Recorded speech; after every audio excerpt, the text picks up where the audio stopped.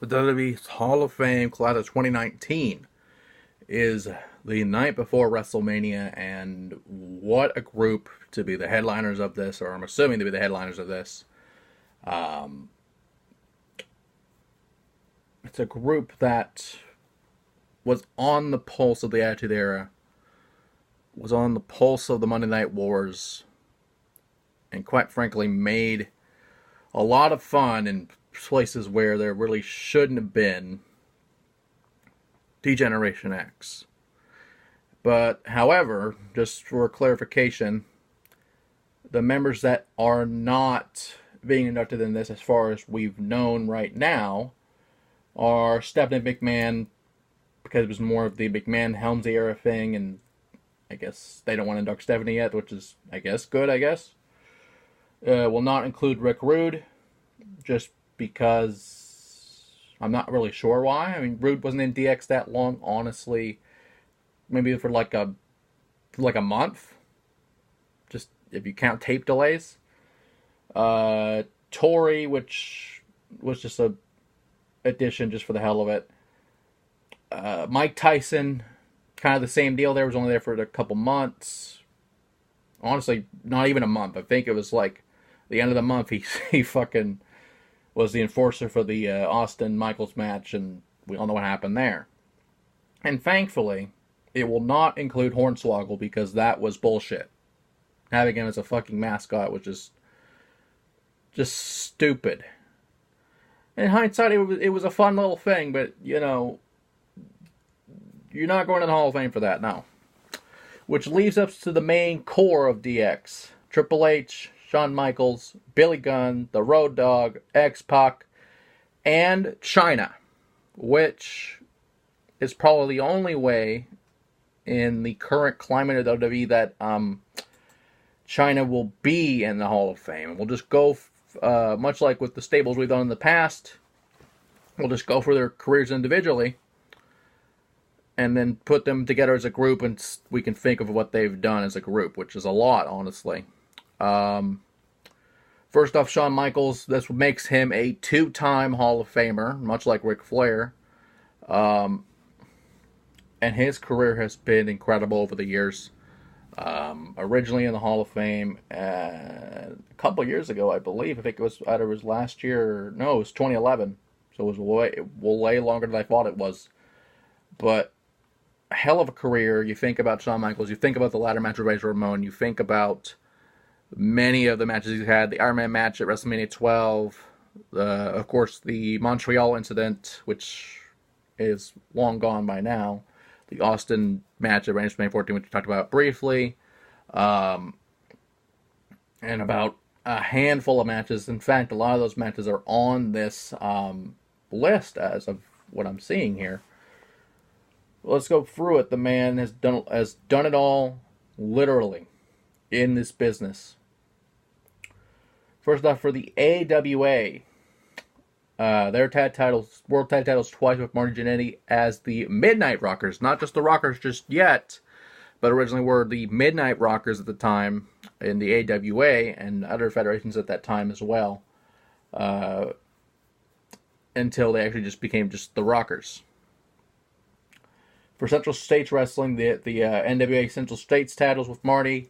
For the Continental Wrestling Association, the CWA, which later became the USWA, which later became Memphis Wrestling in general.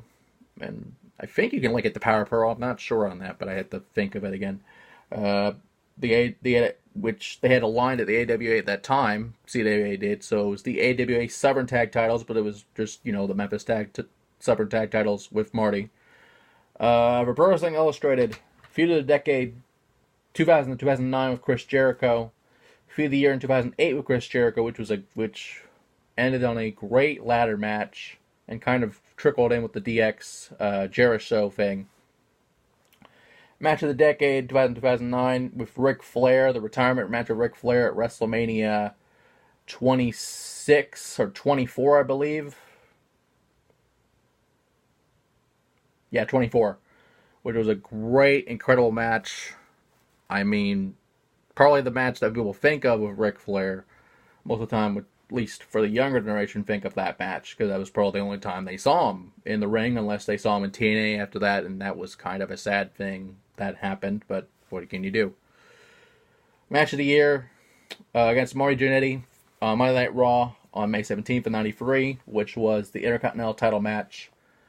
And Marty, at that time, was going in and out of WWE, mostly due to drugs, but that was the norm back then. Of course, another match of the year 1994, Razor Ramon in the ladder match for both Intercontinental titles at WrestleMania 10. At that time, Shawn Michaels was suspended, but was still the Intercontinental Champion. Stripped of the title, Razor won in a Battle Royal, which, it was a Battle Royal, then a singles match to become the champion. It was kind of a convoluted thing, but we had both IC titles, because Shawn had his old title and claimed he was still the world champion. Had a great match there, not only at WrestleMania, but the SummerSlam after, which was a ladder match as well. Match of the year 95 at WrestleMania 11 with Diesel was for the then WWF title. Michaels won at number 1 in that Rumble. And of course, the Iron Man match we talked about before, 1996 match of the year with Bret Hart, which Shawn won again in the Rumble, went back, first one to go back-to-back. Match of the year 2004 versus Chris Benoit and Triple H at WrestleMania 20, that great triple threat match that many people will probably never see because of the Benoit situation.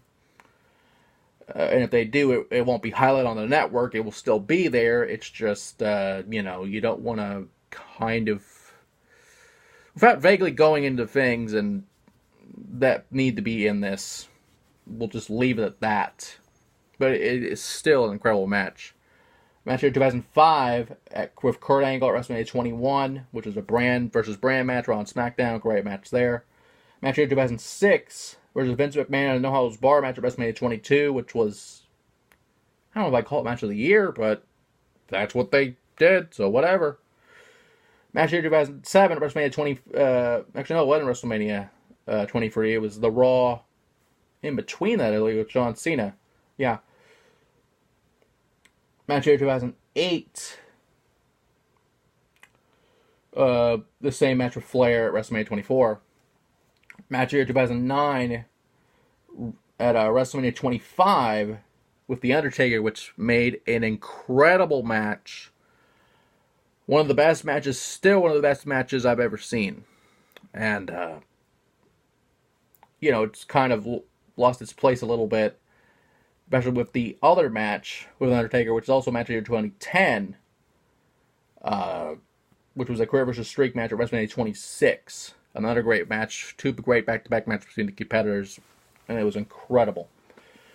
Most inspirational wrestler of the decade, 2000-2009, because of course Shawn had his demons, Shawn had the back, Shawn had the stuff with the back, and was mainly a commissioner at that point.